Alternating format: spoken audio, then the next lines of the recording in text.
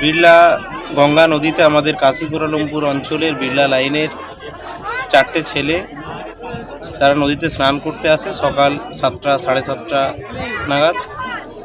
তো 4জনই মাইনর, 16-17 বছর বয়স। গঙ্গা নদী জোয়ারে উত্তাল থাকায় 4জনই নিখোঁজ। এখনও পর্যন্ত আমরা পুলিশ প্রশাসনের আধিকারিক, কাশীপুরালমপুরের সমস্ত মেম্বার এবং জেলা পরিষদের মেম্বার, লোকাল মানুষ সকলেই খোঁজাখুঁজি চলছে। 4টে ছেলে বিড়লা লাইনের ছেলে নিখোঁজ রয়েছে। এটা কি পড়াশোনা করা ছেলে? সকলেই স্টুডেন্ট। আর এবং কি একই পরিবারে? একজন একই পরিবারে 2জন ছেলে আছে, পিন্টু কুমার শাহ।